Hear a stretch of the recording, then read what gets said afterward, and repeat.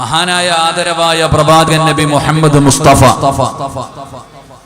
സല്ലല്ലാഹു അലൈഹി വസല്ലമ തങ്ങൾ ഒരിക്കൽ സ്വഹാബത്തിന്റെ കൂടെ ഇങ്ങനെ നടന്നു വരികയാണ്. അള്ളാഹുവിന്റെ പ്രവാചകൻ സല്ലല്ലാഹു അലൈഹി വസല്ലമ തങ്ങളും സ്വഹാബത്തും ഇങ്ങനെ നടന്നു വരുമ്പോ കുറെ സ്വഹാബികൾ ഇങ്ങനെ കൂടി നിൽക്കുന്നത് പ്രവാചകൻ അവിടെ നിന്ന് കാണുകയാണ്. കുറെ സ്വഹാബികൾ ഇങ്ങനെ കൂടി നിൽക്കുന്നു, കുറച്ച് ആൾക്കാർ ഇങ്ങനെ ഒരു ഭാഗത്ത് ഇങ്ങനെ ഒരുമിച്ച് നിൽക്കുന്നത് കാണുകയാണ്. അള്ളാഹുവിന്റെ പ്രവാചകൻ സല്ലല്ലാഹു അലൈഹി വസല്ലമ തങ്ങൾ സഹാബത്തിനോട് ചോദിച്ചു, സ്വഹാബ, എന്താണ് അവിടെ ഇങ്ങനെ കുറച്ച് ആൾക്കാർ ഇങ്ങനെ കൂടി നിൽക്കുന്നല്ലോ, എന്താണ് സംഭവം? ആ സമയത്ത് പ്രവാചകൻ സല്ലല്ലാഹു അലൈഹി വസല്ലമ തങ്ങളോട് സ്വഹാബികൾ അവിടെ നിന്ന് പറഞ്ഞു കൊടുത്തു, നബിയെ, അവിടെ ഒരു മനുഷ്യന് വേണ്ടി ഖബർ കുഴിച്ചുകൊണ്ടിരിക്കുകയാണ്. ഒരു മനുഷ്യന് മരണപ്പെട്ടു, ആ മനുഷ്യന് ഖബറടക്കുന്നതിന് വേണ്ടിയുള്ള ഖബർ കുഴിച്ചുകൊണ്ടിരിക്കുകയാ. ആദരവായ പ്രവാചകൻ സല്ലല്ലാഹു അലൈഹി വസല്ലമ തങ്ങളോട് അവിടെ നിന്ന് സ്വഹാബികൾ പറഞ്ഞു കൊടുക്കുമ്പോ ഖബർ കുഴിക്കുകയാണ് എന്ന് സ്വഹാബത്ത് പറഞ്ഞു കൊടുക്കുമ്പോൾ അള്ളാഹുവിന്റെ പ്രവാചകൻ സല്ലല്ലാഹു അലൈഹി വസല്ലമ തങ്ങൾ സഹാബത്തിന്റെ ഇടയിൽ നിന്ന് പെട്ടെന്ന് മുന്നോട്ട് ഓടുകയാണ്. അള്ളാഹുവിന്റെ പ്രവാചകൻ സല്ലല്ലാഹു അലൈഹി വസല്ലമ തങ്ങൾ സ്വഹാബത്തിന്റെ ഇടയിൽ നിന്ന് തിറുതിയിലങ്ങ് നടക്കാൻ തുടങ്ങി. എന്റെ പ്രിയപ്പെട്ടവരെ, സ്വഹാബികൾ പറയുന്നു, ഞങ്ങളൊക്കെ ഖബറിന്റെ ചാരത്ത് എത്തുന്നതിന് മുമ്പേ അള്ളാഹുവിന്റെ പ്രവാചകൻ സല്ലല്ലാഹു അലൈഹി വസല്ലമ തങ്ങൾ ആ കുഴിച്ചുകൊണ്ടിരിക്കുന്ന ഖബറിന്റെ ചാരത്തേക്ക് അള്ളാഹുവിന്റെ പ്രവാചകൻ അവിടെ നിന്ന് ഓടുകയാണ്. അള്ളാന്റെ റസൂല് സല്ലല്ലാഹു അലൈഹി വസല്ലമ തങ്ങൾ വരുന്നത് കണ്ടപ്പോ അതാ ഖബർ കുഴിച്ചുകൊണ്ടിരുന്ന സ്വഹാബികൾ മുഴുവനും മാറുകയാണ്. അള്ളാഹുവിന്റെ പ്രവാചകന് സല്ലല്ലാഹു അലൈഹി വസല്ലമ തങ്ങൾ ഓടി വന്നിട്ട് ആ കുടിച്ചുകൊണ്ടിരിക്കുന്ന ഖബറിന്റെ ചാരത്ത് വന്ന് മുട്ടുകുത്തിയിരിക്കുകയാ. അള്ളാഹുവിന്റെ പ്രവാചകന് സല്ലല്ലാഹു അലൈഹി വസല്ലമ തങ്ങൾ ഖബറിന്റെ ചാരത്ത് ഇങ്ങനെ ഇരിക്കുകയാണ്. മുത്തുനബിയുടെ കണ്ണ് നിറയുന്നുണ്ട്. അള്ളാഹുവിന്റെ റസൂൽ സല്ലല്ലാഹു അലൈഹി വസല്ലമ തങ്ങളുടെ കണ്ടടത്തിലൂടെ കണ്ണുനീരിങ്ങനെ ഒഴുകുകയാണ്. താടിരോമത്തിലൂടെ കണ്ണുനീരിങ്ങനെ ഒഴുകി വീഴുകയാണ്. സ്വഹാബികൾ മുഴുവനും അത്ഭുതത്തോടെ പ്രവാചകന്റെ ചുറ്റുഭാഗത്ത് ഇങ്ങനെ കൂടി നിൽക്കുകയാണ്. ഒരുപാട് സമയം അല്ലാഹുവിന്റെ റസൂൽ അവിടെ മിണ്ടാതെ ഇരുന്നു. സ്വഹാബികൾ മുഴുവനും ക്ഷമയോടുകൂടി പ്രവാചകന്റെ ചാരത്ത് നിൽക്കുകയാ. അതാ കുറെ സമയം കഴിഞ്ഞപ്പോ അള്ളാഹുവിന്റെ റസൂൽ സല്ലല്ലാഹു അലൈഹി വസല്ലമ തങ്ങൾ സ്വഹാബത്തിന്റെ എതിരെ തിരിയുകയാ. എന്നിട്ട് അവിടെ നിന്ന് പറയുന്നു, യാ ഇഖ്വാനി, അതാ ഖബറിന്റെ ചാരത്ത് നിന്ന് തിരിഞ്ഞിട്ട് തന്റെ ചുറ്റുഭാഗത്ത് നിൽക്കുന്ന സ്വഹാബികളോട് അള്ളാഹുവിന്റെ പ്രവാചകൻ അവിടെ നിന്ന് വിളിക്കുന്നു, സ്വഹാബ, ഇതുപോലെ ഒരു ദിവസം നമുക്കും വരും സ്വഹാബ. അള്ളാഹുവിന്റെ പ്രവാചകൻ അവിടെ നിന്ന് ഖബറിന്റെ ചാരത്തിരുന്നിട്ട് തന്റെ ചുറ്റുഭാഗത്ത് നിൽക്കുന്ന സ്വഹാബികളോട് അള്ളാഹുവിന്റെ റസൂൽ അവിടെ നിന്ന് പറഞ്ഞു കൊടുക്കുകയാ, ഇതുപോലെ ഒരു ദിവസം നമുക്കും വരാനുണ്ട്, ഇതുപോലെ ഒരു ദിവസം നമുക്കും വരാനുണ്ട്. അള്ളാഹുവിന്റെ പ്രവാചകൻ അവിടെ നിന്ന് താടിരോമത്തിലൂടെ കണ്ണുനീരൊഴുക്കിക്കൊണ്ട് പ്രവാചകൻ അവിടെ നിന്ന് പറഞ്ഞു കൊടുക്കുമ്പോ ഈ പള്ളിയിൽ ഇങ്ങനെ ഒരുമിച്ച് കൂടി എന്റെ പ്രിയപ്പെട്ട സഹോദരങ്ങളോട്, അല്ലാഹുവേ, നമ്മളും ഖബർ കാണുന്നവരാ, ഖബറിന്റെ ചാരത്ത് പോകുന്നവരാ. ഈ ദുനിയാവിന്റെ തൊലിക്ക് മുകളിൽ സ്വപ്നങ്ങളും ആഗ്രഹങ്ങളും പ്രതീക്ഷകളുമായി ജീവിച്ചിരുന്ന എത്രയോ പേര് ഈ കാണുന്ന പള്ളിപ്പറമ്പിൽ 6 അടി മണ്ണിനകത്ത് കൊണ്ടുവന്ന് കുടിച്ചിട്ടവരാ. നമ്മള് ഖബറിന്റെ ചാരത്ത് പോകുന്നവരാണല്ലോ. ഇപ്പോഴും കണ്ടുകൊണ്ടിരിക്കുകയാണ്. ഈ കാണുന്ന പള്ളിപ്പറമ്പിലെ ഖബർ കാണുന്നവരാണ് നമ്മള്. പക്ഷേ നമുക്ക് ആർക്കെങ്കിലും അങ്ങനെ ഒരു ചിന്തയുണ്ടോ? അല്ലാഹുവേ, ഒരു ദിവസം എനിക്ക് വേണ്ടിയും ഈ പള്ളിപ്പറമ്പിൽ ഒരു കുടിയെടുക്കുമല്ലോ, എന്നെയും ഇവിടെ കൊണ്ടുവന്ന് കിടത്തുമല്ലോ. ഈ മങ്ങാടിന്റെ പരിസരത്ത് കോടികൾ കൊടുത്ത് വീട് പണിത് എത്രയോ കൊലകൊമ്പന്മാര് ഈ പള്ളിപ്പറമ്പിൽ കിടക്കുന്നുണ്ടല്ലോ. പടച്ചവനെ, ഒരു ദിവസവും ഞാൻ ഇവിടേക്ക് വരേണ്ടവനാണല്ലോ. അല്ലാഹുവേ, നമ്മൾ പള്ളിപ്പറമ്പിൽ നിന്നുകൊണ്ടത് ചിന്തിക്കാറില്ല. നമുക്ക് തമാശയാണ്, നമുക്ക് നിസാരമാണ്. നമ്മൾ കോമഡി പറയുന്നത് ഖബറിന്റെ ചാരത്ത് നിന്നാണ്, രാഷ്ട്രീയം പറയുന്നത് പള്ളിപ്പറമ്പിൽ നിന്നാണ്, മറ്റുള്ളവന്റെ പച്ച ഇറച്ചി തിന്നുന്നത് പള്ളിപ്പറമ്പിൽ നിന്നാണ്, ഫോൺ വിളിക്കുന്നത് പള്ളിപ്പറമ്പിൽ നിന്നാണ്. പടച്ചവനെ, ബിസിനസിനെ കുറിച്ച് ബിസിനസിനെ കുറിച്ച് ചർച്ച ചെയ്യുന്നത് പള്ളിപ്പറമ്പിലെ ഖബറിന്റെ ചാരത്ത് നിന്നാ. ആ ഖബറിന്റെ മഹത്വം എന്താണെന്ന് നമ്മൾക്കറിയുന്നില്ല. ആ ഖബറിനെ കുറിച്ച് നമ്മൾ പഠിക്കുന്നില്ല. എന്റെ പ്രിയപ്പെട്ട ഉപ്പമാര്, മഹാനായ നബി മുഹമ്മദ് മുസ്തഫ സല്ലല്ലാഹു അലൈഹി വസല്ലമ തങ്ങൾ പറഞ്ഞു തരികയാ, നിനക്ക് ഖബറെന്ന് പറഞ്ഞാൽ എന്തെന്നറിയാത്തത് കൊണ്ടാ, ആ ഖബറിനെ കുറിച്ച് നിനക്കറിയാത്തത് കൊണ്ടാണ് മുത്തുനബി പറഞ്ഞു തന്നത്. എന്തെന്നറിയുമോ? ലൗലം യഅലമു മാ യഅതീഹി ബഅദൽ മൗത്ത് മാ കിലാ വലാ ശരിബ സുർബാ ഇല്ലാ വഹുവ യബ്ഖീ വയദ്രിബു അലാ സദ്രി. ഈ പള്ളിപ്പറമ്പിലെ ഖബറിന്റെ അകത്ത് കിടക്കുന്ന മനുഷ്യന്റെ അവസ്ഥയെ കുറിച്ച് നീ അറിഞ്ഞിരുന്നെങ്കിൽ അല്ലാഹുവിന്റെ റസൂല് പറയുകയാണ്, നീ കടിക്കില്ലടാ. നിനക്ക് ഏറ്റവും കൂടുതൽ ഇഷ്ടമുള്ള ഭക്ഷണം നിന്റെ മുന്നിൽ കൊണ്ടുവച്ചാൽ കുടിക്കാൻ വെള്ളം കൊണ്ടുവന്ന് നിന്റെ മുന്നിലേക്ക് വെച്ച് തന്നാ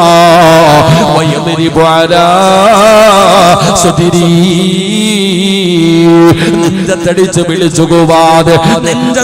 വിളിച്ചുകൂവാതെ ഒരു ഗ്ലാസ് വെള്ളം പോലും നിനക്ക് കുടിക്കാൻ കഴിയില്ല എന്ന് അല്ലാഹുവിന്റെ പ്രവാചകൻ അവിടെന്ന് പറഞ്ഞു തരുമ്പോ, എടാ ചെറുപ്പക്കാരാ, ഖബറിനെ പേടിക്കണമടാ.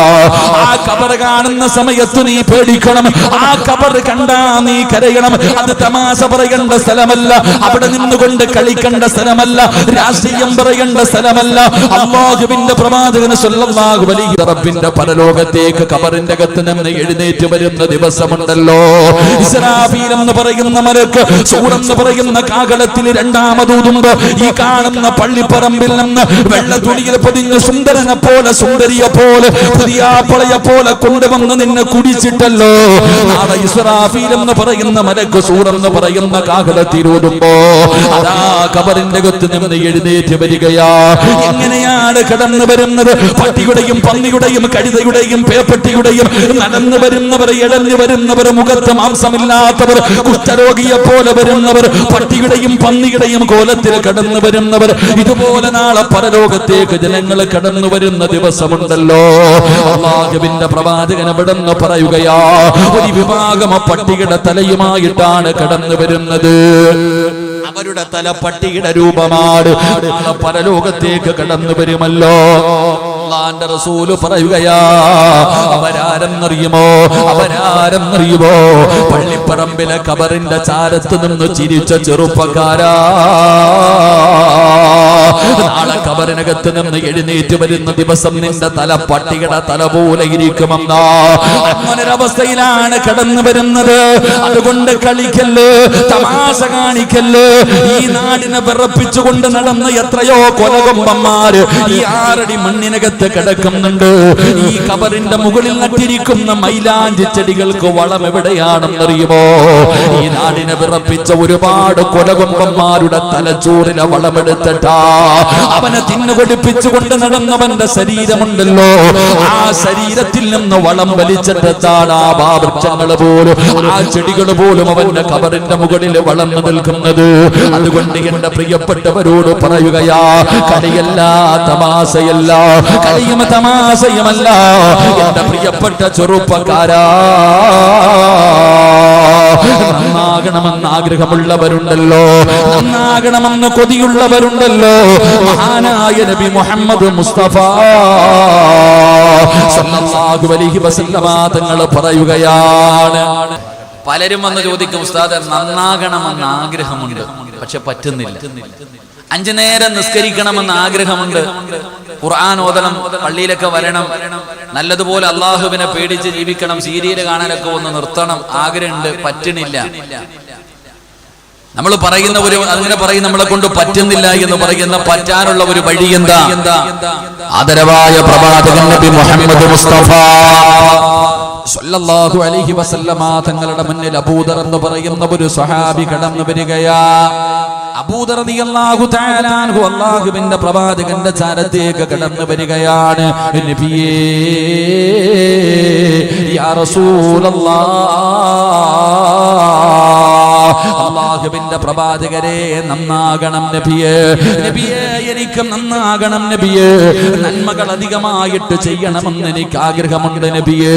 അതിനെന്തെങ്കിലും ഒരു ഉപദേശം തരാൻ അല്ലാഹുവിന്റെ പ്രവാചകനോട് അബൂദർ എന്ന് പറയുന്ന സ്വഹാബി ചോദിക്കുകയാ. ആരാ അബൂദർ എന്നറിയുമോടാ? ചെറുപ്പക്കാരാ, കള്ളു കുടിച്ച് വ്യഭിചരിച്ച് നടക്കുന്ന ചെറുപ്പക്കാരനല്ല. അബൂദർ റളിയല്ലാഹു തആല അൻഹു സാധാരണ ഒരു സ്വഹാബിയല്ല. ആ സ്വഹാബിയുടെ ശ്രേഷ്ഠത എന്തെന്നറിയുമോ? മഹാനായ നബി മുഹമ്മദ് മുസ്തഫ സല്ലല്ലാഹു അലൈഹി വസല്ലമ തങ്ങൾ ഒരിക്കൽ അല്ലാഹുവിന്റെ പ്രവാചകനും ജിബ്രീൽ എന്ന് പറയുന്ന മലക്ക് രണ്ടുപേരും പരസ്പരം ഇങ്ങനെ സംസാരിച്ചു കൊണ്ടിരിക്കുമ്പോ അബൂദർ റളിയല്ലാഹു തആല അൻഹു വഴിയിലൂടെ നടന്നു പോവുകയാ. അല്ലാഹുവിന്റെ റസൂൽ ഇരിക്കുന്ന സ്ഥലത്തുകൂടെ അബൂദർ എന്ന് പറയുന്ന സ്വഹാബി വഴിയിലൂടെ ഇങ്ങനെ നടന്നു പോകുമ്പോ ജിബ്രീൽ എന്ന് പറയുന്ന മലക്ക് ചോദിക്കുകയാണ്, യാ റസൂലല്ലാഹ്, അല്ലാഹുവിന്റെ നബിയേ, ആ പോകുന്നത് അബൂദർ അല്ലേ നബിയേ? ആ പോകുന്നത് അബൂദർ അല്ലേ നബിയേ? അല്ലാഹുവിന്റെ റസൂലിന് അത്ഭുതമായി, ഏ ജിബ്രീൽ, എന്റെ അബൂദറിനെ നിനക്ക് എങ്ങനെ അറിയാം? അത് അബൂദറാണെന്ന് നിനക്കാരാ പറഞ്ഞു തന്നത്? എന്റെ അബൂദറിന് നിനക്ക് പരിചയമുണ്ടോ? ആ സമയത്ത് അല്ലാഹുവിന്റെ പ്രവാചകനോട് ജിബ്രീൽ എന്ന് പറയുന്ന മലക്ക് പറയുന്നു, യാ റസൂലല്ലാഹ്, അല്ലാഹുവിന്റെ നബിയേ, ഈ നാട്ടുകാർക്ക് അബൂദറിനെ അറിയില്ലെങ്കിലും ലോകത്ത് അല്ലാഹുവിന്റെ റസൂലിനോട് പറയുകയാണ്, ഈ അബൂദറിനെ നിങ്ങൾക്ക് അറിയില്ലെങ്കിലും ഇവിടത്തെ ജനങ്ങൾക്ക് അബൂദറിനെ അറിയില്ലെങ്കിലും അല്ലാഹുവിന്റെ മലക്കുകളുണ്ടല്ലോ, സർവ്വ മലക്കുകൾക്കും അബൂദറിനെ അറിയാം. അബൂദറിനെ അറിയാത്ത മലക്കുകളില്ല. അബൂദറിനെ അറിയാത്ത മലക്കുകളില്ല. ഏത് മലക്കിനോട് ചോദിച്ചാലും അബൂദറിന്റെ പേര് പറയും നബിയേ. അല്ലാഹുവിന്റെ മലക്കുകൾക്ക് പരിചയമുള്ള സ്വഹാബി, അല്ലാഹുവിന്റെ മലക്കുകൾക്ക് പരിചയമുള്ള സ്വഹാബി, ഈ സ്വഹാബിയാണ് റസൂലുള്ളാഹി തങ്ങളോട് ചോദിക്കുന്നത്, നബിയേ നന്നാകണം നബിയേ, ഒരുപാട് നന്മകൾ ചെയ്യണം നബിയേ, എനിക്കൊരു വഴി പറഞ്ഞു തരാൻ അല്ലാഹുവിന്റെ പ്രവാചകനോട് ചോദിക്കുമ്പോ റസൂലുള്ളാഹി പറഞ്ഞു കൊടുത്ത മറുപടി എന്തെന്നറിയുമോ? അബൂദറേ, പള്ളിപ്പറമ്പിലെ ഖബറിന്റെ ചാരത്ത് പോകാരാ. അല്ലാഹുവിന്റെ റസൂൽ അവിടെന്ന് പറഞ്ഞു കൊടുക്കുകയാണ്, എടാ ചെറുപ്പക്കാരാ, നന്നാകണമെന്ന് നിനക്ക് ആഗ്രഹമുണ്ടോ? നന്നാകണമെന്ന് നിനക്ക് ആഗ്രഹമുണ്ടോ? ആരൊക്കെ എന്തൊക്കെ പറഞ്ഞിട്ടും നിനക്ക് നന്നാകാൻ കഴിയുന്നില്ലെങ്കിലോ ഏതെങ്കിലും ഒരു സമയത്ത് ഈ പള്ളിപ്പറമ്പിൽ വന്നിട്ട് ഒരു 5 മിനിറ്റ് നിന്ന് നോക്കടാ. ഈ പള്ളിപ്പറമ്പിലെ ഖബറിന്റെ ചാരത്തുകൂടെ ഒരു 5 മിനിറ്റ് നിനക്കൊന്ന് വന്ന് ഒറ്റയ്ക്ക് നിൽക്കാൻ കഴിയുമോ? അപ്പോഴറിയാമടാ നിന്റെ ജീവിതത്തിൽ മാറ്റമുണ്ടാകുമോ എന്ന്. അതുകൊണ്ട് എന്റെ പ്രിയപ്പെട്ടവരോട് പറയുകയാ, ഖബറെന്ന് പറഞ്ഞാൽ കളിക്കേണ്ട സ്ഥലമല്ല, ചിരിക്കേണ്ട സ്ഥലമല്ല, രാഷ്ട്രീയം പറയേണ്ട സ്ഥലമല്ല.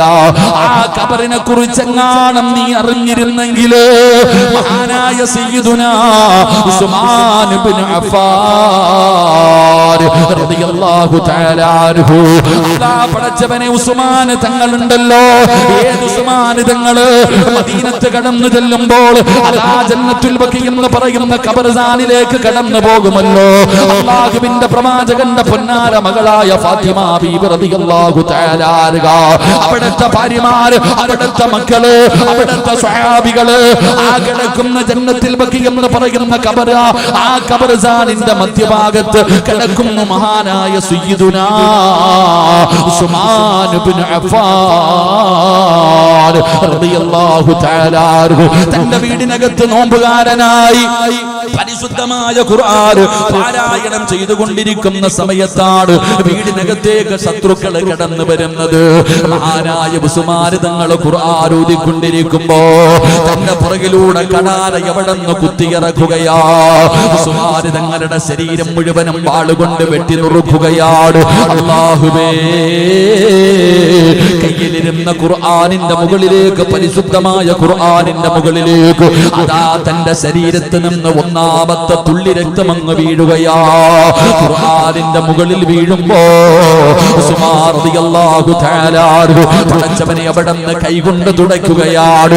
അവിടുന്ന് മരണത്തോട് മല്ലടിക്കുമ്പോഴും തന്റെ കയ്യിലിരുന്ന ഖുർആൻ താഴെ വീഴാതെ നെഞ്ചിലേക്ക് ചേർത്ത് പിടിച്ച സ്വഹാബി ആ ഉസ്മാൻ റളിയല്ലാഹു തആല പടച്ചവനെ അതാ നരകം പറയുമ്പോ കരയാറില്ല, പരലോകം പറയുമ്പോ കരയാറില്ല, നരകത്തിന്റെ ശിക്ഷ പറയുമ്പോ കരയാറില്ല, മരണത്തെ കുറിച്ച് പറഞ്ഞാ കരയാറില്ല. പക്ഷേ ഖബറിനെ കുറിച്ച് പറഞ്ഞു കഴിഞ്ഞ, ഖബർ കണ്ടു കഴിഞ്ഞ ഉസ്മാൻ റളിയല്ലാഹു തആല അൻഹുവിന്റെ കണ്ടടത്തിലൂടെ കണ്ണുനീരിങ്ങനെ ഒഴുകുകയാ. എല്ലാവരും ചോദിക്കുന്നു, ഉസ്മാൻ തങ്ങളെ എന്തേ ഖബറിനെ കുറിച്ച് പറയുമ്പോ ഖബർ കണ്ടാൽ ഇങ്ങനെ കരയാനുള്ള കാരണം എന്താണ്? നരകം പറയുമ്പോ ഇതുപോലെ കരയാറില്ലല്ലോ, മസ്സറയെ കുറിച്ച് പറയുമ്പോ ഇതുപോലെ കരയാറില്ലല്ലോ, അല്ലാഹുവിന്റെ അദാബുകളെ കുറിച്ച് പറയുമ്പോ ഇതുപോലെ കരയാറില്ലല്ലോ. പിന്നെ എന്താ ഖബറിനെ കുറിച്ച് പറയുമ്പോ ഖബർ കണ്ടാ കരയാനുള്ള കാരണം എന്തെന്ന് ചോദിക്കുമ്പോ ഉസ്മാൻ തങ്ങൾ പറഞ്ഞ മറുപടി എന്തെന്നറിയുമോ? അൽ ഖബറു അവ്വലു മൻസിലിൻ മിൻ മനാസിലിൽ ആഖിറ. മോനെ, ഇവിടെ രക്ഷപ്പെട്ട് കഴിഞ്ഞാൽ ഈ കാണുന്ന പള്ളിപ്പറമ്പിൽ 6 അടി മണ്ണിന്റെ കുഴിയുണ്ടല്ലോ, ഈ കുഴിക്കകത്ത് നീ രക്ഷപ്പെട്ട് കഴിഞ്ഞാൽ ബാക്കിയുള്ള സ്ഥലങ്ങൾ മുഴുവനും നീ രക്ഷപ്പെടുകയാ. അവിടെ നീ പരാജയപ്പെട്ട് കഴിഞ്ഞാൽ ബാക്കിയുള്ള സ്ഥലങ്ങൾ മുഴുവനും പരാജയപ്പെടുകയാ. ഖബർ കണ്ടിട്ടുണ്ടോ ചെറുപ്പക്കാരാ? ഖബറിന്റെ ആഴം സോദരാ നീ നോക്ക്, അതിൽ നിന്ന് മെല്ലെ ഇറക്കലും ഒന്നോർക്ക്. വല്ലപ്പോഴും പള്ളിപ്പറമ്പിൽ വന്നിട്ട് ഈ കുഴിയൊന്ന് നോക്കടാ മോനെ, ഖബറിന്റെ ആഴമൊന്ന് നോക്കടാ മോനെ, മയ്യത്തിങ്ങനെ പതുക്കെ താഴേക്ക് ഇറക്കുന്ന രംഗമൊന്ന് ഓർത്തു നോക്കടാ. ഇതുപോലെ ജീവിത കാലമിൽ ഒരുക്കുണ്ട്, കുടുസായതും കണ്ടിട്ടുമുണ്ടോ പണ്ട്? ഇതുപോലെ ഒരു കുഴി നിന്റെ ജീവിതത്തിൽ എപ്പോഴെങ്കിലും കണ്ടിട്ടുണ്ടോ? ഇതുപോലെ ഒരു കുഴി നിന്റെ ജീവിതത്തിൽ എപ്പോഴെങ്കിലും കണ്ടിട്ടുണ്ടോടാ മോനെ? ഖബറിനെ കുറിച്ച് പറഞ്ഞാ തന്നെ പേടിക്കണമടാ. ഖബറെന്നു കേട്ടാൽ തൽക്ഷണം ഞെട്ടേണ്ടതാ, കണ്ടാലുടൻ വാ വിട്ടു നീ കരയേണ്ടതാ. മേടയ്ക്കു പകരം മാളമാ സുബ്ഹാന റബ്ബി, അതിൽ കിടക്കേണ്ടതാ നസുമാന. ഇതൊക്കെ ചിന്തിച്ചു നീ കരയുക സോദരാ, എങ്കിൽ സുറൂറായി നീ കിടക്കും മറുകരാ. ഖബറിനെ കുറിച്ച് വഴുതു പറയുന്നത് കേട്ടാലേ പേടിക്കണമടാ, നീ പേടിക്കണമടാ. ഖബർ കണ്ടാ കരയണ്, ഖബർ കണ്ടാ കരയണ് എന്നവിടെന്ന് പഠിപ്പിച്ചു തരുമ്പോ എന്റെ പ്രിയപ്പെട്ടവരോട് പറയുകയാണ്, ഖബറിനെ കുറിച്ച് ചിന്തിച്ചോ, ആ ഖബറിനെ കുറിച്ച് ആലോചിച്ചോ. ഖബർ കളിക്കേണ്ട സ്ഥലമല്ല. ജീവിതത്തിൽ ഒറ്റയ്ക്ക് പോയി കിടക്കുന്ന ഒരേ ഒരു സ്ഥലമേ ഉള്ളൂ. അത് ദുനിയാവിലാണെങ്കിലും ആഖിറത്തിലാണെങ്കിലും ഒറ്റയ്ക്ക് കിടക്കേണ്ട ഒരേ ഒരു സ്ഥലമേ ഉള്ളൂ. സിറാജ് ജീവിച്ചപ്പോ മാതാപിതാക്കളുണ്ട്, എന്റെ കൂടപ്പറപ്പുകളുണ്ട്, എന്റെ ഭാര്യയുണ്ട്, എന്റെ മക്കളുണ്ട്, എല്ലാവരും എനിക്കുണ്ട്. നാളെ പരലോകത്ത് കടന്നു ചെല്ലുമ്പോ സിറാജ് ഒറ്റയ്ക്കല്ല. അല്ലാഹു എന്നെ നരകത്തിലിട്ടാലും ഞാൻ ഒറ്റയ്ക്കല്ല, അല്ലാഹു എന്നെ സ്വർഗത്തിലിട്ടാലും ഞാൻ ഒറ്റയ്ക്കല്ല. പക്ഷേ സിറാജ് ഒറ്റയ്ക്ക് പോയി കിടക്കുന്ന ഒരേ ഒരു സ്ഥലം അതെവിടെന്നറിയുമോ? അത് പള്ളിപ്പറമ്പിലെ ഖബറിന്റെ അകത്താ. ഒറ്റയ്ക്ക് പോയി കിടക്കേണ്ട സ്ഥലമാ. അത് ഏകാന്തതയുടെ വീടാ, അത് അത് ഏകാന്തതയുടെ വീടാ. അതുകൊണ്ട് എന്റെ പ്രിയപ്പെട്ടവരോട് പറയുന്ന ഖബറിനെ കുറിച്ച് ചിന്തിക്കൂ. അഹങ്കാരം കാണിക്കുന്നവരോട്, നിസ്കരിക്കാതെ കിടക്കുന്ന മക്കളോട്, അല്ലാഹുവിനെ മറന്നു നടക്കുന്ന മക്കളോട്, എന്റെ പ്രിയപ്പെട്ട പെങ്ങന്മാരോട് പറയുകയാ, നിസ്കരിക്കാതെ പടച്ചറപ്പിനെ മറന്നുകൊണ്ട് ധിക്കാരിയെ പോലെ നടക്കുന്ന നിന്റെ ഭർത്താവിനോട് അല്ലാഹുവേ ഖബറിനെ കുറിച്ച് പറഞ്ഞു കൊടുക്കു പെണ്ണേ. പള്ളിപ്പറമ്പിലെ ഖബറിനെ കുറിച്ച് ഓർമ്മപ്പെടുത്തി കൊടുക്കൂ. നീ എന്താണ് അങ്ങനെയാകാത്തത്? പണ്ടുള്ളവരങ്ങനെ ആയിരുന്നല്ലോ. നിസ്കരിക്കാതെ കിടക്കുന്ന ഭർത്താവിനോട്, സെക്സ് വീഡിയോ കാണുന്ന ഭർത്താവിനോട്, ആവശ്യമില്ലാതെ ചെയ്യുന്ന ഭർത്താവിനോട് മരണത്തെ കുറിച്ച് പറയുമായിരുന്നു, ഖബറിനെ കുറിച്ച് പറയുമായിരുന്നു, ഖബറിന്റെ അദാബിനെ കുറിച്ച് പറയുമായിരുന്നു. പക്ഷേ ഇന്നത്തെ പെണ്ണുങ്ങൾക്ക് അങ്ങനെ കഴിയുന്നില്ലല്ലോ. കാരണം എന്റെ പ്രിയപ്പെട്ട പെങ്ങള് ഖബറ് പറഞ്ഞാ കരയാറില്ല, ഖബറിനെ കുറിച്ച് പറഞ്ഞാ കരയാറില്ല. സീരിയലിന്റെ മുന്നിലിരുന്ന് കരയുന്ന ഉമ്മ, നിനക്ക് എങ്ങനെയാണ് നിന്റെ ഭർത്താവിനോട് ഖബറിനെ കുറിച്ച് പറയാൻ കഴിയുന്നത്? മഹാനായ ആദരവായ പ്രവാചകൻ നബി മുഹമ്മദ് മുസ്തഫ സല്ലല്ലാഹു അലൈഹി വസല്ലമ തങ്ങളുടെ പ്രിയപ്പെട്ട പൊന്നുമകൾ മഹ്ദി ഫാത്തിമ ബീവി റളിയല്ലാഹു തആല അൻഹ വല്ലപ്പോഴും സമയം കിട്ടുമ്പോൾ ഫാത്തിമയുടെ ചരിത്രം എടുത്തു വായിക്കണം ഉമ്മ.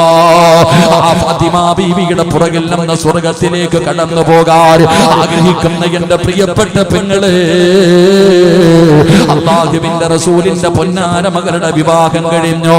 തന്റെ പ്രിയപ്പെട്ട ഭർത്താവായ അലിയാർ തങ്ങളുടെ കയ്യിൽ പിടിച്ചു രണ്ടുപേരും കൂടെ മണിയറക്കകത്തേക്ക് കടന്നു പോവുകയാണ്. വിവാഹത്തിന്റെ ഒന്നാമത്തെ രാത്രി ഭാര്യയും ഭർത്താവും കൂടെ മണിയറക്കകത്തേക്ക് കടന്നു പോകുകയാ. യഥാ ലക്ഷങ്ങളെ ചെലവഴിച്ച് മണിയറ ഒരുക്കുന്ന ചെറുപ്പക്കാരാ, വിവാഹത്തിന്റെ പാതിരാത്രിയിൽ പേക്കൂത്ത് കാണിക്കുന്ന അല്ലാഹുവേ, ഈ ഉമ്മത്തിന് പോലും പേരുദോഷം കേൾപ്പിക്കുന്ന രീതിയിൽ ആർഭാടങ്ങൾ നടത്തുന്ന, അനാചാരങ്ങൾ നടത്തുന്ന എന്റെ പ്രിയപ്പെട്ട ചെറുപ്പക്കാരാ, അല്ലാഹുവിന്റെ പ്രവാചകന്റെ പൊന്നാര മകളുടെ കയ്യിൽ പിടിച്ചുകൊണ്ട് പ്രിയപ്പെട്ട ഭർത്താവായ അലിയാർ തങ്ങള് അതാ മണിയറക്കകത്തേക്ക് കടന്നു പോവുകയാണ്. അലിയാർ തങ്ങളും ഫാത്തിമ ബീവിയും മണിയറക്കകത്ത് കടന്നു. അലിയാർ തങ്ങൾക്ക് വലിയ സന്തോഷമാണ്. കാരണം അല്ലാഹുവിന്റെ റസൂലിന്റെ പൊന്നാര മകളെ ഭാര്യയായിട്ട് കിട്ടിയിരിക്കുകയാ. എത്ര വലിയ ഭാഗ്യമാണ്. അലിയാർ തങ്ങൾ സന്തോഷം കൊണ്ട് തുള്ളിച്ചാടുകയാണ്. വീടിന്റെ വാതിലടച്ചു. മണിയറക്കകത്ത് കത്തിച്ചു വെച്ചിരിക്കുന്ന വിളക്കുണ്ടല്ലോ, ആ വിളക്കിന്റെ വെളിച്ചമങ്ങ് താഴ്ത്തുകയാണ്. അല്ലാഹുവേ, അതാ മണിയറക്കകത്തൊരു കരച്ചില് കേൾക്കുകയാ. പുതിയ പെണ്ണിരുന്ന് കരയുകയാ, മണവാട്ടിയിരുന്ന് കരയുകയാ.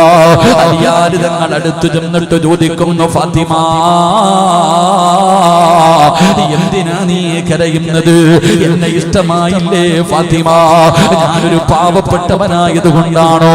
എന്തിനാണ് കരയുന്നതെന്ന് അല്ലാഹുവിന്റെ പ്രവാചകന്റെ പൊന്നാര മകളോട് തന്റെ പ്രിയപ്പെട്ട ഭർത്താവ് ചോദിക്കുമ്പോ ഫാത്തിമ ബീവി അലിയാർ തങ്ങളുടെ വായിലങ്ങ് കൈവച്ച് പൊത്തിപ്പിടിക്കുകയാ. എന്നിട്ട് ചോദിക്കുന്നു, അലിയേ, നിങ്ങളെ ഇഷ്ടപ്പെടാത്ത ഏതെങ്കിലും ഒരു പെണ്ണുണ്ടോ അലിയേ? പിന്നെ എന്തിനാണ് ഫാത്തിമ നീ കരയുന്നത്? പിന്നെ എന്തിനാണ് ഫാത്തിമ നീ കരയുന്നത്? അലിയാർ തങ്ങളോട് പുതുമണവാട്ടി പറഞ്ഞ മറുപടി എന്തെന്നറിയുമോ? അവിടെന്ന് പറഞ്ഞു, അലിയേ, ഈ വീടിനകത്ത് കത്തിച്ചു വെച്ച വിളക്കങ്ങ് പെട്ടെന്ന് അണച്ചപ്പോ ഈ വീടിനകം മുഴുവനും വല്ലാത്ത ഇരുളാ. പെട്ടെന്ന് പ്രകാശമങ്ങ് താഴ്ത്തിയപ്പോ ഈ വീടിന്റെ മണിയറക്കകത്ത് വല്ലാത്ത ഇരുള് വന്നല്ലോ. ഈ ഇരുട്ട് കണ്ടപ്പോ എനിക്ക് ഓർമ്മ വന്നത് എന്തെന്നറിയുവോ? എന്നെ 3 കഷ്ടം വെള്ള തുണിയിൽ പൊതിഞ്ഞിട്ട് പള്ളിപ്പറമ്പിലെ ഖബറിന്റെ അകത്ത് ഇറക്കി വെക്കുമ്പോ അതിനകത്ത് എന്ത് ഇരുട്ടായിരിക്കും അലിയേ? എവിടെ ഇരുന്നിട്ടാ ചോദിക്കുന്നത്? തന്റെ മണിയറയ്ക്കകത്ത് കത്തിച്ച് വെച്ചിരിക്കുന്ന വിളക്കണച്ചപ്പോ ഒരു ഇരുട്ട് കണ്ടപ്പോ ഭർത്താവിനോട് പറയുകയാ, ഖബറിന്റെ അകത്ത് എന്ത് ഇരുട്ടായിരിക്കും അലിയേ, എന്നെ ഇറക്കി വെച്ചിട്ട് പലകകൾ എടുത്ത് നിരത്തിയിട്ട് എന്റെ മുകളിൽ മണ്ണ് വാരിയിട്ടിട്ട് എല്ലാവരും പോകുമ്പോ അതിനകത്ത് വെളിച്ചമുണ്ടാകില്ലല്ലോ അലിയേ. പൊട്ടിക്കരയുന്ന ഭാര്യയോട് ചോദിക്കുന്നു, ഫാത്തിമ, വിവാഹത്തിന്റെ 1ാമത്തെ രാത്രിയാണ് ഫാത്തിമ, മണിയറയ്ക്കകത്തിരുന്ന് കരയുകയാണോ? ഇന്ന് നമ്മുടെ ആദിരാത്രിയല്ലേ, ഇന്ന് നമ്മുടെ മണിയറയല്ലേ? അലിയാര് തങ്ങൾ ഫാത്തിമയോട് ചോദിക്കുന്നു, ഇന്നിത് പറയേണ്ട ദിവസമാണോ? ഇന്ന് നമ്മുടെ ആദിരാത്രിയാണ്, ഇന്ന് നമ്മുടെ മണിയറയാ. അലിയാര് തങ്ങളോട് പറഞ്ഞു, ഫാത്തിമ ബീബി റളിയല്ലാഹു തആല അലിയാര് തങ്ങളോട് പറഞ്ഞു, അലിയേ, മണിയറ ഇവിടെയല്ല. പഠിക്കടാ ചെറുപ്പക്കാരാ, കഷ്ടപ്പെട്ടുണ്ടാക്കിയ സമ്പാദ്യം കൊണ്ട് ഒരു രാത്രി കിടക്കുന്നതിന് വേണ്ടി മണിയറ ഒരുക്കുന്ന എന്റെ പ്രിയപ്പെട്ട ചെറുപ്പക്കാര് കേട്ടോ. കല്യാണ വീട്ടിൽ പോയാ എല്ലാവരും പോയി നോക്കുന്നത് അറയാണല്ലോ, മണിയറയാണല്ലോ. എങ്കിലും പുതുമണവാട്ടി തന്റെ ഭർത്താവിനോട് പറഞ്ഞു കൊടുക്കുകയാ, മണിയറ ഇവിടെയല്ല, മണിയറ ഒരുക്കേണ്ടത് ഇവിടെയല്ല, ഇവിടെയല്ല മണിയറ ഒരുക്കേണ്ടത്. എവിടെയെന്നറിയുമോ? ഈ കാണുന്ന പള്ളിപ്പറമ്പിൽ നിന്നെ കുടിച്ചിടുന്ന 1ാമത്തെ രാത്രി ഉണ്ടല്ലോ, ഇവിടെയാണ് മണിയറ ഒരുക്കേണ്ടത്. പള്ളിപ്പറമ്പിലെ കബറിന്റെ അകത്താ മണിയറ ഒരുക്കേണ്ടത്. ആ കബറിനകത്ത് കടന്നു വരുന്ന മുൻകറും നകീറെന്ന് പറയുന്ന മലക്കുകളുണ്ടല്ലോ, അവസാനം പിരിഞ്ഞു പോകുമ്പോ അവര് പറയണം, ലം കനൗമത്തിലാറൂ, പുതിയ പുതിയ പട കിടക്കുന്നത് പോലെ, പുതിയ പെണ്ണ് കിടക്കുന്നത് പോലെ ഈ പള്ളിപ്പറമ്പിലെ കബറിന്റെ അകത്ത് മണിയറയ്ക്കകത്ത് കടന്നു ഒരുങ്ങണ എന്ന് ആ കബറിനകത്ത് വരുന്ന മലക്കുകൾ പോലും പറയണം, അവിടെയാണ് മണിയറ ഒരുക്കേണ്ടത്, അവിടെയാണ് മണിയറ ഒരുക്കേണ്ടത്. ഭർത്താവിനെ പഠിപ്പിച്ചു കൊടുക്കുകയാണ്, വിവാഹത്തിന്റെ 1ാമത്തെ രാത്രിയല്ല മണിയറ, മണിയറ പള്ളിപ്പറമ്പിലെ കബറിന്റെ അകത്താണ്, അവിടെയാണ് മണിയറ ഒരുക്കേണ്ടത്. അതുകൊണ്ട് രാത്രികാലം മുഴുവനും തന്റെ വിവാഹത്തിന്റെ 1ാമത്തെ രാത്രി പ്രിയപ്പെട്ട ഭർത്താവിനോട് ഖബറിനെ കുറിച്ചു, ഖബറിന്റെ ഏകാന്തതയെ കുറിച്ചു, ഖബറിന്റെ ഇരുളിനെ കുറിച്ചു, ഖബറിന്റെ ഞെരുക്കത്തെ കുറിച്ച്, ഖബറിന്റെ അദാബിനെ കുറിച്ചു, ഖബറിന്റെ സ്വഭാവത്തെ കുറിച്ചു, ആ ഖബറിന്റെ ഭയാനകമായ അവസ്ഥകളെ കുറിച്ച് പറഞ്ഞു കൊടുത്തിട്ട് വിവാഹത്തിന്റെ 1ാമത്തെ രാത്രി മുസല്ല വിരിച്ചിട്ട് ഇമാമത്ത് നിർത്തി നിസ്കരിപ്പിച്ചവളാ ഫാത്തിമ. എന്റെ പ്രിയപ്പെട്ടവരെ, പെണ്ണുങ്ങളങ്ങനാ, ഇന്നത്തെ പെണ്ണുങ്ങൾ അങ്ങനെയല്ല. അവർക്ക് ഖബറിനെ കുറിച്ച് അറിയില്ലല്ലോ. പള്ളിപ്പറമ്പിലെ ഖബറിന്റെ ചാരത്തുകൂടെ, പള്ളിപ്പറമ്പിലെ ഖബറിന്റെ ചാരത്തുകൂടെ പ്രിയപ്പെട്ട ഭർത്താവ് കിടക്കുന്ന, കൂടപ്പിറപ്പുകൾ കിടക്കുന്ന, മാതാപിതാക്കൾ കിടക്കുന്ന പള്ളിപ്പറമ്പിലെ ഖബറിന്റെ ചാരത്തുകൂടെ പോകുമ്പോ പോലും ചെവിയിൽ വെച്ചിരിക്കുന്ന ഫോണൊന്ന് താഴ്ത്താത്ത പെങ്ങള്. എന്റെ പ്രിയപ്പെട്ടവരെ, ഖബറ് നിസാരമല്ല. ഇനി മുതൽ നിങ്ങൾ പള്ളിപ്പറമ്പിൽ വരുമ്പോ നിങ്ങൾ ശ്രദ്ധിക്കേണ്ട കാര്യമെന്നറിയുമോ? നിങ്ങൾ ഓരോരുത്തരോടും ഖബർ സംസാരിക്കുന്നുണ്ട്. ഖബറിന് നാവുണ്ടടാ ചെറുപ്പക്കാരാ. ഞാനും നിങ്ങളും സംസാരിക്കുന്നത് പോലെ, ഞാൻ ഈ സംസാരിക്കുന്നത് പോലെ ഈ ഖബറും സംസാരിക്കുമെന്ന് നബി മുഹമ്മദ് മുസ്തഫ സല്ലല്ലാഹു അലൈഹി വസല്ലമ തങ്ങൾ പറയുകയാ. ഖബർ സംസാരിക്കുന്നത് കേൾക്കാ, ഖബർ സംസാരിക്കുന്നത് കേൾക്കാ. മഹാനായ ഉമർ ഇബ്നു അബ്ദുൽ അസീസ് തങ്ങളുണ്ടല്ലോ, പടച്ചവനെ, ഒരു മനുഷ്യനെ ഖബറടക്കുന്നതിന് വേണ്ടി പള്ളിപ്പറമ്പിലേക്ക് കടന്നുപോയി, ജനാസ ഖബറടക്കി, എല്ലാവരും പിരിഞ്ഞു പോകുമ്പോ ഉമർ ഇബ്നു അബ്ദുൽ അസീസ് തങ്ങൾ ഇങ്ങനെ ഒറ്റയ്ക്ക് പള്ളിപ്പറമ്പിൽ നിൽക്കുകയാ. കൂടെ വന്നവർ ചോദിക്കുന്നു, തങ്ങള് എന്തിനാ പള്ളിപ്പറമ്പിൽ നിൽക്കുന്നത്? മയ്യത്ത് കുളിപ്പിച്ചല്ലോ, കഫം പൊതിഞ്ഞല്ലോ, നിസ്കരിച്ചല്ലോ, ഖബറടക്കിയല്ലോ, പിന്നെ എന്തിനാ ഒറ്റയ്ക്ക് പള്ളിപ്പറമ്പിൽ നിൽക്കുന്നത്? ഉമർ ഇബ്നു അബ്ദുൽ അസീസ് തങ്ങൾ പറഞ്ഞു, എന്നെ നിങ്ങൾ ആരും ഉപദ്രവിക്കരുത്, എല്ലാവരും പൊക്കോ, എല്ലാവരും പൊക്കോ, എല്ലാവരെയും പറഞ്ഞു വിടുകയാ. എന്നിട്ട് ഉമർ ഇബ്നു അബ്ദുൽ അസീസ് തങ്ങൾ ആ പള്ളിപ്പറമ്പിലെ ഏറ്റവും പഴക്കം ചെന്ന ഒരു ഖബറിന്റെ ചാരത്ത് പോയിട്ട് മിണ്ടാതെ ഇരിക്കുകയാ. ഒരുപാട് സമയമായി ഒന്നും മിണ്ടുന്നില്ല. ഒന്നും മിണ്ടാതെ ഖബറിന്റെ ചാരത്തിങ്ങനെ ഇരിക്കുകയാണ്. ആ സമയത്ത് ഖബർ ചോദിക്കുകയാ, ഉമർ ഇബ്നു അബ്ദുൽ അസീസ്, ഇരിക്കാൻ തുടങ്ങിയിട്ട് കുറെ നേരമായല്ലോ, എന്നോടൊന്നും ചോദിക്കാനില്ലേ? എന്നോടൊന്നും ചോദിക്കാനില്ലേ? എന്റെ അകത്ത് കിടക്കുന്ന മനുഷ്യന്റെ അവസ്ഥ നിനക്കറിയണോ?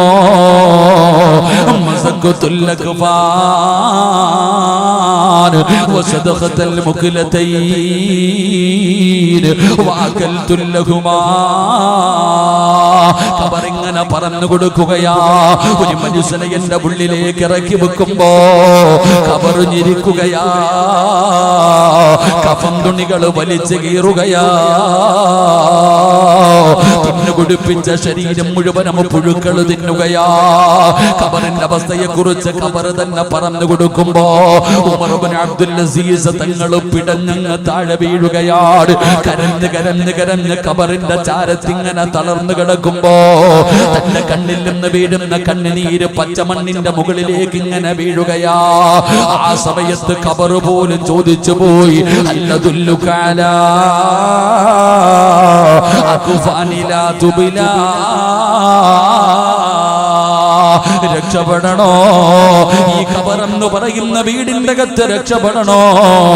രക്ഷപ്പെടാനുള്ള വഴി ഖബർ പോലും പറഞ്ഞു കൊടുത്തെന്ന് ചരിത്രം പറയുമ്പോ എന്റെ പ്രിയപ്പെട്ടവരെ, റസൂലുള്ളാഹി തങ്ങൾ പറയുകയാ, സ്വഹാബാ, ഇതുപോലെ ഒരു ദിനം നിങ്ങൾക്കും വരും സ്വഹാബാ. അല്ലാഹുവിന്റെ റസൂൽ തങ്ങൾ ചോദിക്കുകയാ, ഒരു ദിവസം നിങ്ങൾക്ക് വേണ്ടിയും ഇതുപോലെ ഒരു കുഴി കുഴിക്കും, ഇതുപോലെ ഇവിടെ വന്ന് കിടക്കണം. അള്ളാഹു നമുക്ക് ഈമാൻ നൽകുമാറാകട്ടെ. അള്ളാഹു നമുക്ക് ഈമാൻ നൽകുമാറാകട്ടെ. എന്റെ പ്രിയപ്പെട്ട സഹോദരങ്ങളെ, എന്തായാലും ഒരു ദിവസം മരണം നമ്മളെ തേടി വരും. നമ്മളെല്ലാവരും മരിക്കേണ്ടവരാ. അള്ളാഹു നമുക്ക് നല്ല മരണം നൽകുമാറാകട്ടെ. നമ്മളൊക്കെ മരിക്കുവോ? മരിക്കുവോ? മരിക്കുവോ?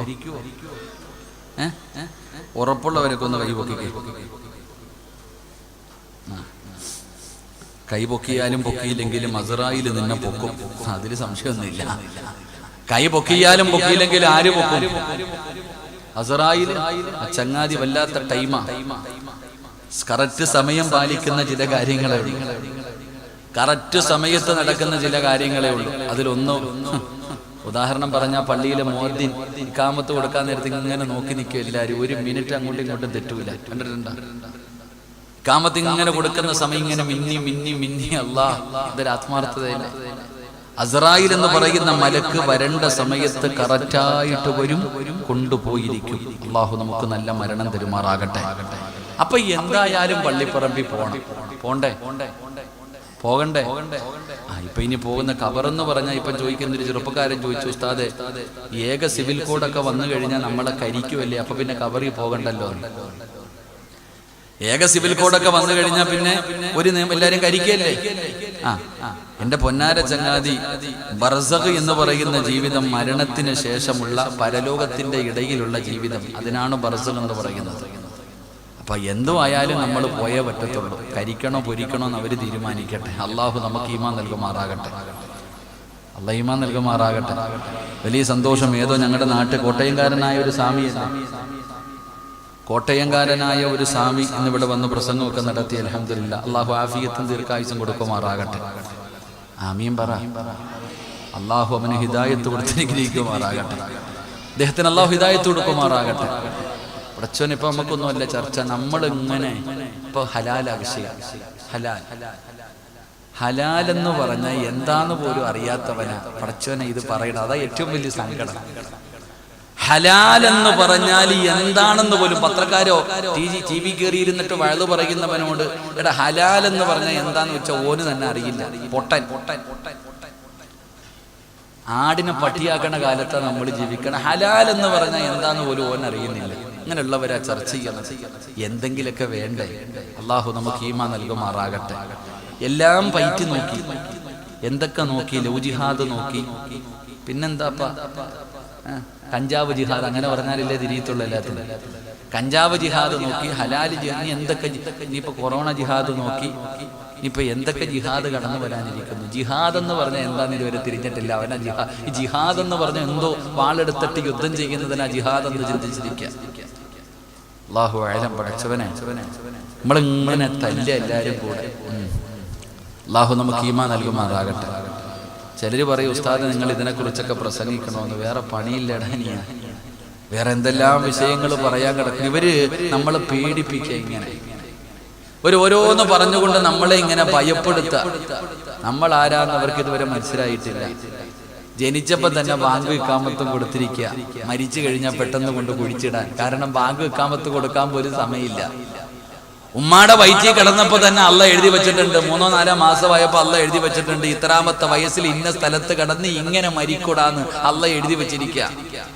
നമുക്ക് ചെവിയിൽ വലത് ഭാഗം കൊടുത്തു, ഇടത് ചെവിയിൽ ഇക്കാമത്തും കൊടുത്തു. കാരണം എന്തേ? മരിച്ചു കഴിഞ്ഞാൽ കുളിപ്പിക്കണം, പൊതിക്കണം, കൊണ്ടുപോകണം, സമയമില്ല. അങ്ങനെ കൊണ്ടുപോകാൻ നിർത്തിയിരിക്കുന്ന കോടികളാണ് നമ്മളൊക്കെ ഇങ്ങനെ നേർച്ചയ്ക്ക് നിർത്തിയിരിക്കണ പോലെ നമ്മളെല്ലാം ഓതി നിർത്തിയിരിക്കുക. നമ്മളെയാണ് ജിഹാദിന്റെ പേര് പറഞ്ഞിട്ട് വരുത്താൻ നോക്കണത്. അള്ളാഹു നമുക്ക് ഈമാൻ നൽകുമാറാകട്ടെ. ആമീൻ പറ. അള്ളാഹു ഈമാൻ നൽകുമാറാകട്ടെ. എന്തുകൊണ്ടാ ഇതൊക്കെ ഉണ്ടായെന്നറിയോ? ഇവരൊക്കെ നമ്മളെ ഭയപ്പെടുത്താൻ നോക്കുന്നത് എന്തുകൊണ്ടെന്നറിയോ? നമ്മൾ നേരെയാകാത്തത് കൊണ്ടാണ്. അള്ളാഹു നമ്മളോട് പറഞ്ഞ കാര്യങ്ങൾ നമ്മൾ അള്ളാഹിനെ അനുസരിക്കാതെ വന്നപ്പോൾ അള്ളാഹു ഇങ്ങനെയുള്ള ചില ഞണ്ടുകളെ കൊണ്ട് നമ്മളെ നന്നാക്കിപ്പിക്കും.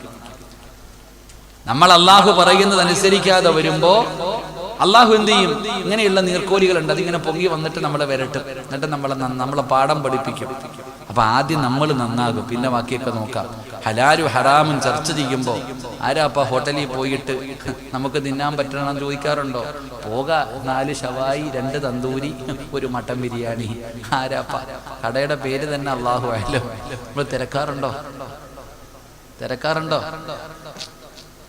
നമ്മൾ പോയിട്ട് ഏതെങ്കിലും കടയിൽ ചിലര് പറയും ഹലാലാണ്, പറഞ്ഞ കുഴപ്പമില്ല. ഞാൻ ചിന്തിച്ചത് നമ്മൾ പോലും അത് നോക്കാറില്ല. ഞാൻ എടുത്തെൻ്റെ നാട്ടില് ഞാൻ കോഴി മേടിക്കാൻ പോയപ്പോഴത്തേക്ക് ഞാൻ ചോദിച്ചു, എന്താ ഞാൻ നിങ്ങളുടെ പേരെന്താന്ന് വെച്ചപ്പോ പിന്നെ ബിസ്മി ചൊല്ലിയിട്ട് ഇറക്കണമെന്ന് അവൻ ചോദിക്കണേ. ഞാൻ അവന്റെ കയ്യിൽ നിന്ന് മേടിച്ച് ബിസ്മി പറഞ്ഞിട്ട് ഞാൻ കോഴി അറുത്ത് മേടിച്ചോണ്ട് പോയി. എന്റെ കോഴി ഇങ്ങനെ പിടഞ്ഞു മരിച്ചോണ്ടിരിക്കുമ്പോ വേറൊരു കാക്ക വന്നു, അവൻ തന്നെ അറുത്ത് കൊടുത്തു. അയാൾ അതിനെക്കുറിച്ചൊന്നും ചോദിച്ചില്ല. അവന്റെ മുസ്ലിം തന്നെ ആയിരുന്നില്ല. ഞാനിങ്ങനെ ചിന്തിച്ചു, അല്ലാഹ് അരച്ചേക്ക്. അപ്പൊ നമ്മൾ തന്നെ അതിനെക്കുറിച്ച് ചിന്തിക്കാറില്ല. മേടിക്കുക, തിന്നുക. പക്ഷേ ഇങ്ങനെയുള്ളത് തിന്നുമ്പോൾ ഉണ്ടാകുന്ന നഷ്ടം എന്താണെന്ന് നമ്മൾ ചിന്തിക്കാറില്ല. അള്ളാഹു നമുക്ക് ഈമാൻ നൽകുമാറാകട്ടെ. അപ്പൊ എന്തായാലും ഞാൻ പറഞ്ഞു വന്നത്, ഒരു ദിവസം മരിക്കും. പോകുമ്പോ നല്ലതുപോലെ പോണോ? ഇന്നലെ ഞാനിങ്ങനെ മംഗലാപുരത്ത് വഴുതിന് പോയപ്പോൾ ഭക്ഷണം കഴിക്കുന്ന വീട്ടിൽ പോയപ്പോൾ ആ സഹോദരൻ പറഞ്ഞു, ഉസ്താദെ എൻ്റെ വാപ്പ നിസ്കരിച്ചപ്പോഴാണ് മരിച്ചത്. എപ്പോഴാണ് മരിച്ചേ? നിസ്കരിച്ചപ്പോൾ. അങ്ങനെ അത്ഭുതപ്പെട്ടു പോയി. അള്ളാ, എന്ത് മരണമാണ്! നമ്മളിങ്ങനെ കാണുന്നുണ്ട് ഒരുപാട് പേര് നല്ലതുപോലെ മരിക്കുന്നത്. അള്ളാഹു നമുക്ക് നല്ല മരണം നൽകുമാറാകട്ടെ. അതുകൊണ്ട് മരിക്കും, എന്തായാലും മരിക്കും. എല്ലാവർക്കും ഉറപ്പാ. ജബ്ബാറിന് വരെ ഉറപ്പല്ലേ മരിക്കുമെന്ന്? ഉറപ്പല്ലേ? ആരാ ജബ്ബാർ? ആരാ? അവനെ അറിയാം. ദൈവം ഇല്ലാന്ന് പറയുന്നവന് ഉറപ്പാ മരിക്കുമെന്ന്. അപ്പൊ ഞാൻ പറയുന്നത്, വെറുതെ മരിച്ചാ പോരാ. മരിക്കുന്നതിന് മുമ്പ് 6 കാര്യങ്ങൾ ചെയ്തിട്ടേ മരിക്കാവൂ. വെറുതെ എവിടെങ്കിലും കിടന്ന് തീരുന്നതിൽ കാര്യമില്ല. മരിക്കുന്നതിന് മുമ്പ് 6 കാര്യങ്ങൾ ചെയ്തു വെച്ചിട്ട് അങ്ങോട്ട് പോയാ സുഖവാസം, മണിയറ. ഇല്ലെങ്കിലോ അല്ലാഹു അഅലം. അല്ലാഹു നമ്മളെ കാക്കുമാറാകട്ടെ. അപ്പം മരിക്കുന്നതിന് മുമ്പ് 6 കാര്യങ്ങൾ ചെയ്യണം. അല്ലാഹു ഭാഗ്യം തരുമാറാകട്ടെ.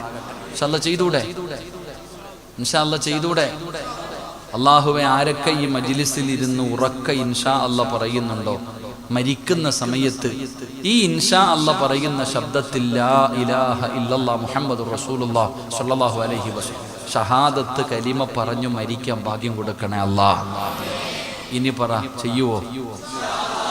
അൽഹംദുലില്ലാഹ്. അല്ലാഹു നിലനിർത്തി തരുമാറാകട്ടെ.